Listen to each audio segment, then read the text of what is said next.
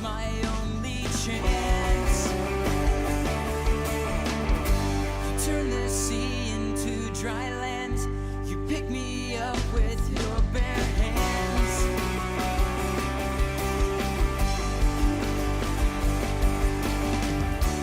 Only love could live to die. Only you would sacrifice your own. Take the past, leave it behind. There's a future that lives inside a world I created for you and I. So stand up, what are you waiting for? Stand up, what are you standing for? Truth, a love that lives in me, and I will follow you, and I will follow you.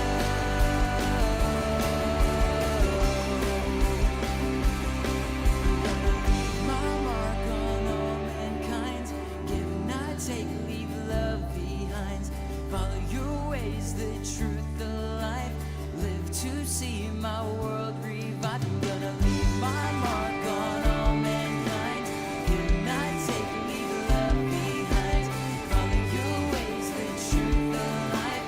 Live to see my world revive. I'm gonna leave my mark on all mankind. Give, not take, leave love behind. Follow your ways, the truth, the life. Live to see my world revived.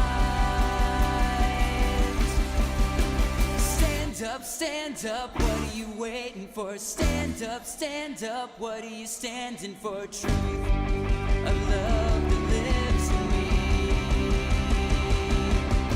Stand up, what are you waiting for? Stand up, what are you standing for? Truth, a love that lives in me, and I will follow you,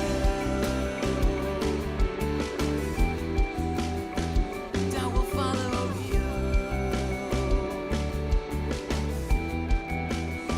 and I will follow you, and I will follow you.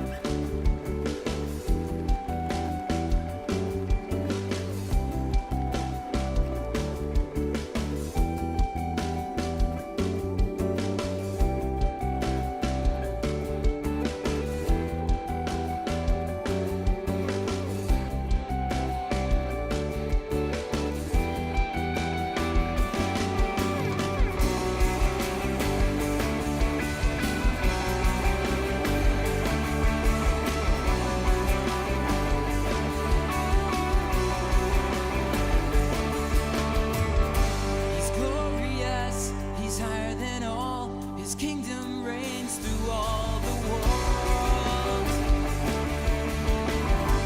Victory comes in his plan. Eternity is for every man.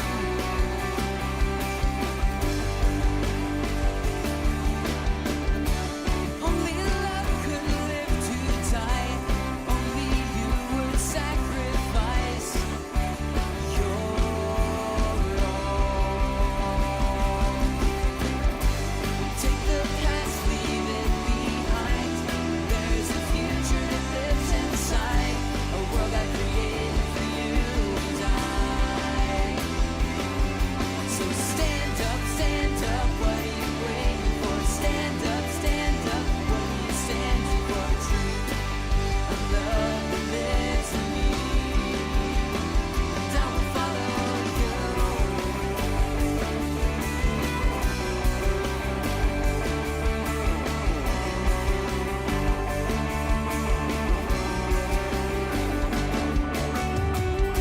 You are my rock and my defense. You are my source, my only chance.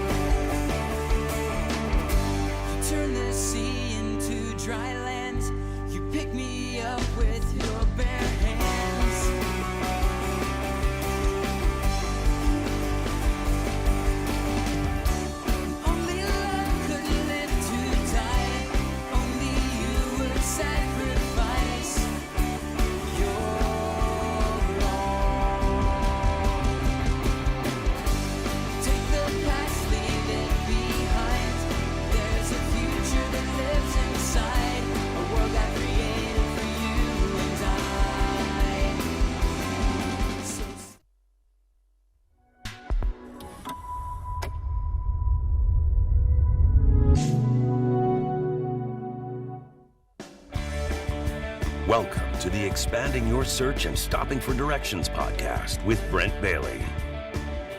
And at the tech booth, Jody Cook-Bailey and Luke Cardiel.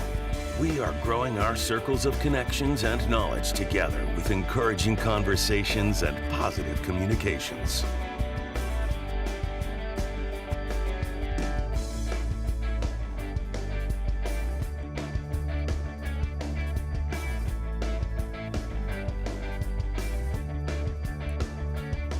And now, Brent Bailey.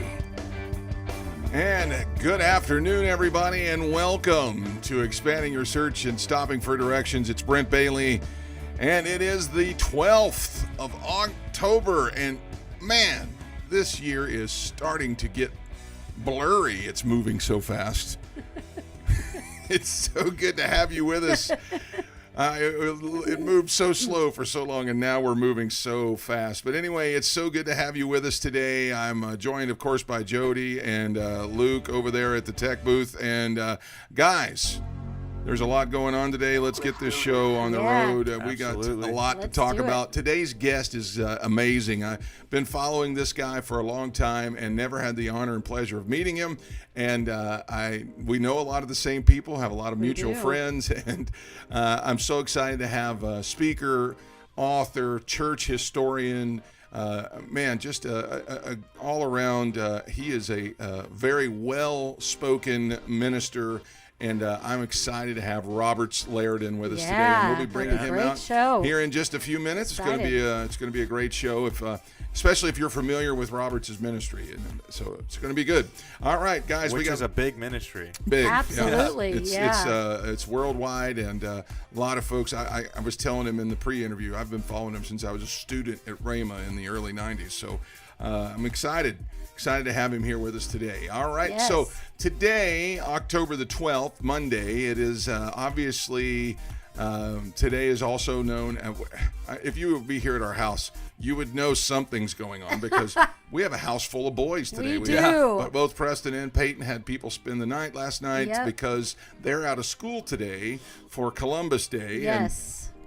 So today is the day, Columbus Day. It's also known here in the States as National Indigenous Peoples Day. Yep. And whichever one you call it, it is still, whatever stance you take on that. This is a day that we're celebrating a merging of cultures. Yes. You know, because regardless of what you think of Christopher Columbus, if he had not made the journey over here, there wouldn't be a merging of cultures between the folks that were here and the Europeans, and of course it opened up the day, it opened up the world for there to be a lot of cross-culturing that happens, and so today we celebrate that. Yes, we do. Here on Columbus Day, or National Indigenous Peoples Day. Yes. Something kind of cool about the whole migration thing is that you do know that tomato, it's a big part of Italian cuisine. Tomatoes, tomato sauce, all that stuff. That's not from Europe. Tomatoes are from the United States. Is that right? Yeah. They do not grow. They're not from over there. So interesting. So there was none of that stuff in Italian cuisine until the discovery of the United States. Wow. Yeah. Interesting. That's fascinating. Thank you for that. And so grateful to the Native Americans who were growing that. Yes, harvesting for all those years. Yeah. All right. Also on today, it is, of course, there are all kinds of special national days that are celebrated, and Mondays we have come to find out is the United States Day. So every state gets their own day of the year, I guess. And today is National Vermont Day. Vermont. So maple syrup. Yep. Of course, we like to talk about food on this show.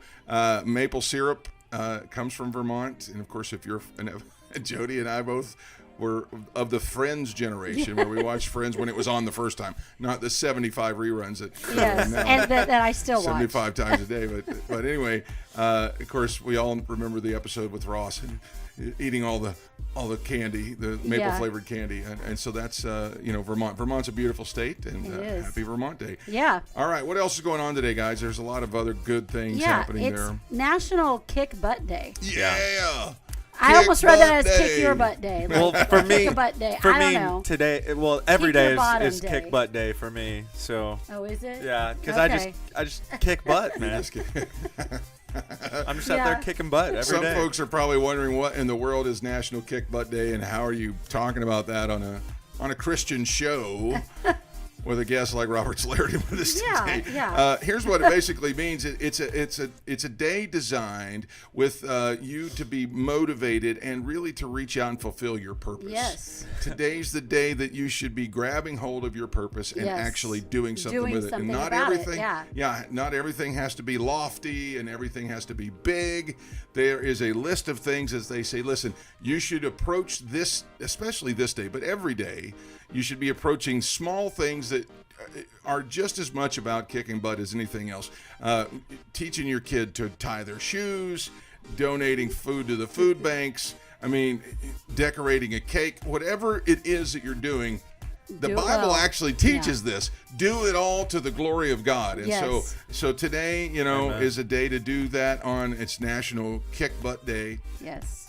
So get out there and kick Yeah, it. it's that motivation that someone probably needs just to take that first step. Yeah. That's You right. know what I Yeah, mean? exactly. Start kicking butt. That's right. So also today is there's a lot of banking holidays Yeah. today, or national days today. Yeah, There's national- two of them. There's National Savings Day and National Online Bank Day.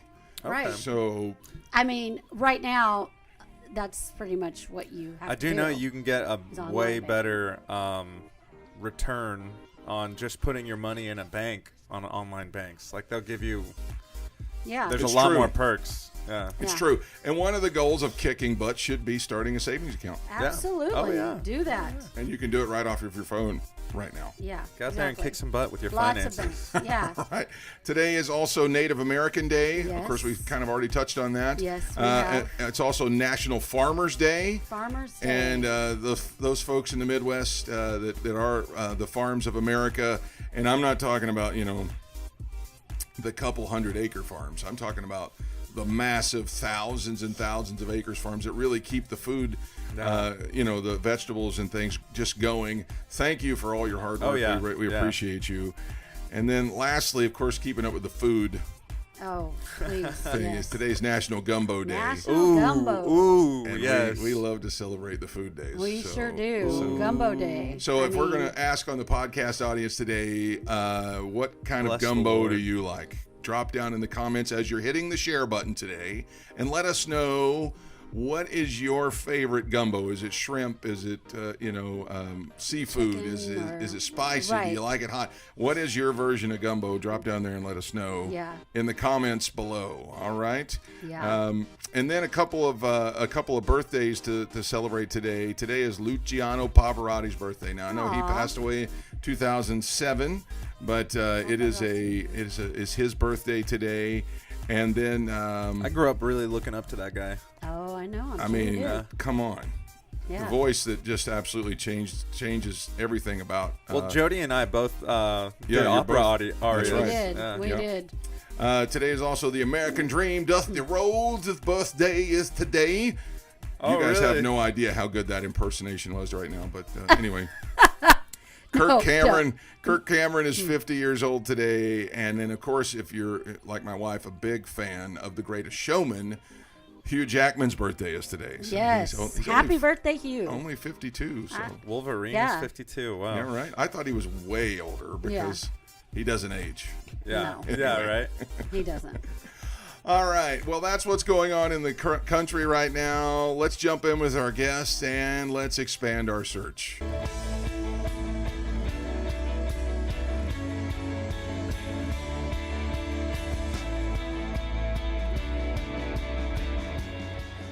My guest today is Dr. Roberts Liardon, and he is an author.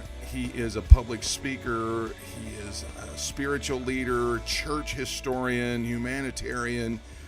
He's been in the public eye for many years. It started when he was a young age, preaching at the age of 13 years old. He started lecturing on a topic that's very dear to his heart, the God's generals. When he was 15 years old, he was lecturing in colleges about that. He is pastoring here in Orlando, also in Orange County, California, has the Embassy International Church. He also has the headquarters of the Embassy Global Network. He travels all over the world. He's been on television, and he's got some new books. And when I say some, I'm probably barely scratching the surface. He's written over 80 books, sold millions of them worldwide. Of course, he's known for the God's Generals books, but more than that. But he's got a few that he's just released and a couple that have been updated, and we're going to talk to him about that. I want you to welcome to the program today, Roberts Liardon. There he is in his office. Hey. Good to see you all. Man, it's so good to have you here. And as I was saying to you earlier, sure is a pleasure to finally meet you. I feel like we've circled the same the same places for so long, and so, yeah, it's so great to have you here. Now, my mother-in-law she's one of our biggest fans, but she made a point to make sure that I pass along to you her greetings and her love. Of course, Sharon Cook knows you from back in the days at Melodyland years ago for Dr. Wilkerson. That goes back a few decades, not years, but decades. I was trying to be nice. She's watching, so. You knew about me when you were at Raymond in the 90s, and I'm thinking, how old is he and how old am I? I sometimes forget, I started so young that I'm living two lifetimes. I got my first half of my life and the last half, so I have two lifetimes. Yeah. So I've just been in my second half. Yeah, and it seems to me like you're just getting as revved up for the second half as you did in the first. I want to be bolder, louder, and faster. Awesome, and that's a great goal to have. I'm getting ready to turn 50. I'm not sure exactly what your age is. Welcome to the club. I turned 50 in February, and I'm trying to gear up myself for that as well. So I hear you loud and clear. Now, talk to us just a little bit. You actually started preaching when you were 13. Tell us what that was like. I preached my first sermon when I was 13 years old in North Carolina in Assemblies of God Church. And so from that point on, I started preaching. So I'm a teenage preacher. I'm like a young teenage preacher. And so I preached my first sermon then. And then from there on, I began to get invitations to do youth and small churches and some conferences. And it kind of just evolved after that first meeting. And I've never had any other career, any other job outside of ministry. So I'm one of those unique characters that I began early. I stayed with it. I worked through all the ups and downs, and I still like it and still going for it. So that's how I began. Yeah, it's kind of like if it's not broke, don't fix it. I mean, you're still. I mean, I caught some of your stuff on YouTube, and I was like, man, he's as fire as he ever was. So go for it, man. How did you start? You started lecturing in colleges too at a young age. How did that happen? Yeah, at 15 years old, I went to interview the dean of Oral Roberts University Theology School in those years because he had written a book about John Wesley. And I was studying John Wesley's life and the birth of the Methodist revival. And two books were contradicting each other. And I discovered that he was at ORU in Tulsa, where I was living that time. So I made an appointment to go see him. And he thought I was a college student. He didn't know I was a high school student. So my mom had to drop me off because I couldn't drive.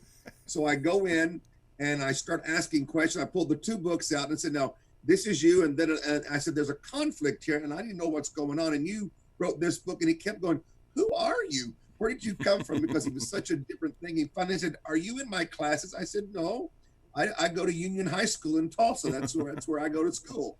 And he freaked out in a positive way. And he began to, I guess, interrogate me and found out that I knew more about Pentecostal history than anybody in the theology school. And he brought me in and told us, it was the upperclassman, said, "The first 20 minutes, you'll think he's an arrogant, you won't like him, you'll get mad. But after that, you'll love the guy." And so that's how he kind of introduced me. And I did a 2-day seminar on Pentecostal leaders of the movement. And I got a standing ovation at the end of the 2 days. And wow. So that's how it began at 15 years old. What an incredible story that is. Now, you kind of have made that your your thrust of your ministry is really bringing us the history of Pentecostal and religious leaders here in America and really worldwide. What was it that stirred up in you to grab hold of that version or that aspect of our faith? Well, I had an encounter. I don't know how your listeners will react to this, but Jesus walked through the front door of my house when I was a teenager and told me, study the lives of my generals, know why they succeeded, why some failed, because there'll come a generation who will need to know what I will show you if you'll do what I tell you. And he said a few more things, and then he walked out.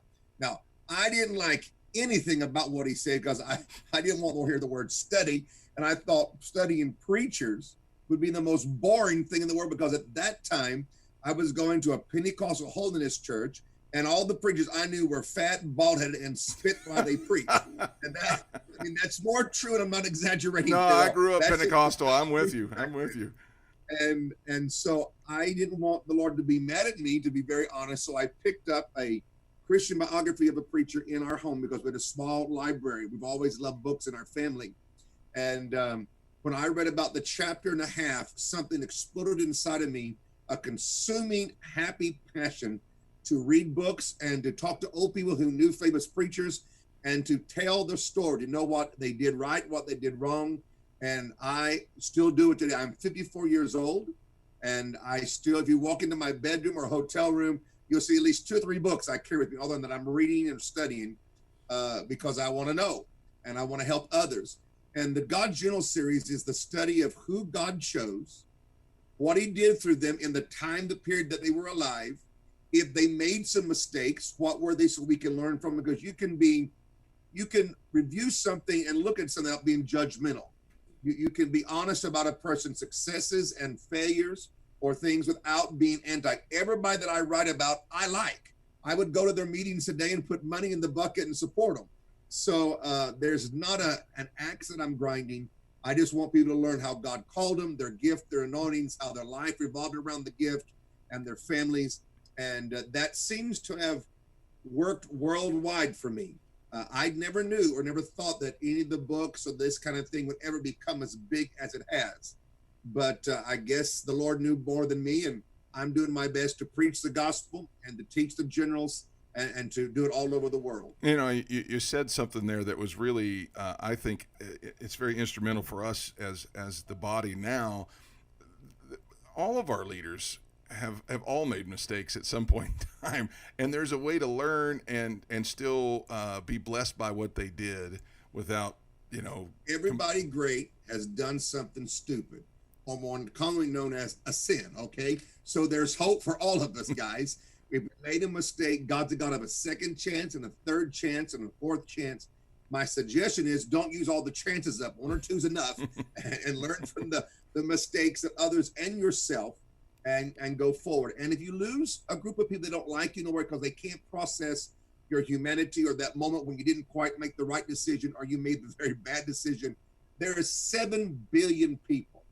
Don't cry over 2,000 don't like you no more. Go meet the rest of them and have a good time and learn the lessons of your successes and your failures and make sure you correct them. Wow, that's so good. Now, I know that you've done a version of this for kids as well, and Jody and I were talking about that. That's something that we want to get into our kids' hands. But what made you kind of go down that direction? Because I agree, the initial of that is like, oh, studying preachers would be boring. How do you transition that? Well, I liked it, and I found out that little kids were coming to my meetings, and they would come up after church and ask me questions about the generals. And some of it was because I'd written the other books at adult level. And I thought, let's do this for kids. And so I did 12 volumes. You see 3 of them on the screen there for the ages of 8 to 13. I want them to have the Sioux Trooper heroes. We don't need Wonder Woman. We got Catherine Kuhlman. We don't need Batman. We got John G. Lake. We don't need these characters to be our kids' superheroes. Let's put real biblical, supernatural people in their lives as the role model, the storyline, and help them build an identity. And also, I wanted to do this for adults and for children. We have to remember, we are spirit-filled people. We do not come from Charles Spurgeon. love Charles Spurgeon. I love John Wesley. We come from Amy Sybil McPherson, William Seymour, John G. Lake, Oral Roberts, Catherine Kuhlman. Those are our heroes and our identity. And we want to put that into the people's hearts because that's a part of building a strong identity to take the move of God to our generation and the next stronger and better than the last one. Wow, that's so powerful. Now, I noticed that a lot of those are written about people that were alive years and years and years ago. Have you started something for some of the more modern guys like the Oral Roberts and the Kenneth Hagins and the? They keep asking. Well, I've written about Oral Roberts and Billy Graham, but they're also gone now. The initial rule, you had to be dead for 7 years to be in the series. Okay. I've made a few alterations on that. And this is the reason why. So when someone has died, their reputation is settled, their ministry after them is settled, everything is kind of settled. And then you can talk and ask questions and discuss things without hurting a person or bringing something up that should not be brought up while they're alive. And so if I was to write about living people today, like if I wrote about Dr. Cho or Rod Parsley or one of these, it would not be fair for me to pull up things that they walked through years ago in their lives. Let's say they did something, and I'm not saying Parsley did or these guys, but if they did, that's not fair. I got you. And so I thought about writing a series called Living Legends and asked them to tell me 2 things they did wrong they want to talk about and 2 things they did right they want to talk about and let them pick it. And so that way it is not something that's hard to deal with. Some things should only be talked about once the person is in heaven. Then you can talk about it in a different way, an honorable way, and it doesn't pull pain and bad memories up. All right. Now you've got one book that's coming out here right before Christmas. It's kind of I guess it's an updated version of the Great Azusa Street Revival, Life and Sermons of William Seymour. Tell us a little bit about that. Well, this book I've been working on for a while. William Seymour is one of the great, great generals of all time. God chose an African-American man in the early 1900s to become the pastor, the leader, and the catalyst of the Pentecostal movement that is still going on today. That little guy you see in the picture there, and behind him is actually the mission. We want to honor the revival, and we want to honor him. But it's been very difficult to get his teaching together. So what I did in this book is write about the revival and Seymour's life, and then I found all the sermons that we have anywhere in the world that Seymour preached, that there's a record of or a print of, and put them in this book because I wanted to preserve the sound of Azusa Street. I want to preserve the sound of the pastoral and the leadership, revival leadership gift in Daddy Seymour. And this is the best way to do it, is let you read what he preached in the time the revival was going. So this book has more pictures and more sermons and updated information on the revival. So we're going to release it again for Christmas. It's a great holiday gift for pastors and Spirit-filled revivalists. You'll love this book very, very much. Wow. Now, just by you saying that, I've got to have you come back on the show and just talk about the leadership qualities of some of these guys, because I guess I wasn't aware that it talked about some of those things too. And that, to me, is a whole fascinating onion that we need to peel back some layers on. So anytime. All right. Roberts, thank you so much for your time today. We really appreciate you. And again, we've admired you from afar and looking forward to building a great relationship and a friendship here. God bless you. Have a great rest of your day. And, man, keep going. Thank you. We'll talk again. Bye-bye. All right. That sounds good. That's Dr. Roberts Liardon. There is his information on the screen right there. It's robertsliardon.org. You can reach out to him on Facebook and Twitter at Roberts Liardon, and Instagram at @RobertsLiardon_official. And he's got a YouTube channel. It's Roberts Liardon. You can catch some of his sermons, some of his lectures. Man, it is fascinating material. I would encourage you to jump in there and do that. All right. Let's take a minute and stop for directions.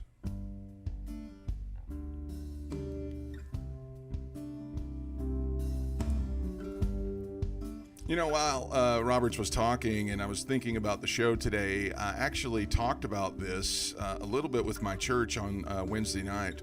You know, you can look ahead to the great folks that have gone before us, and you can learn a whole lot. And, you know, God has a specific calling for you in your life. What is it that God's created and purposed you to do? That's up to you to find out. You know, I was preaching to my church in 1 Samuel when David got anointed to be the king.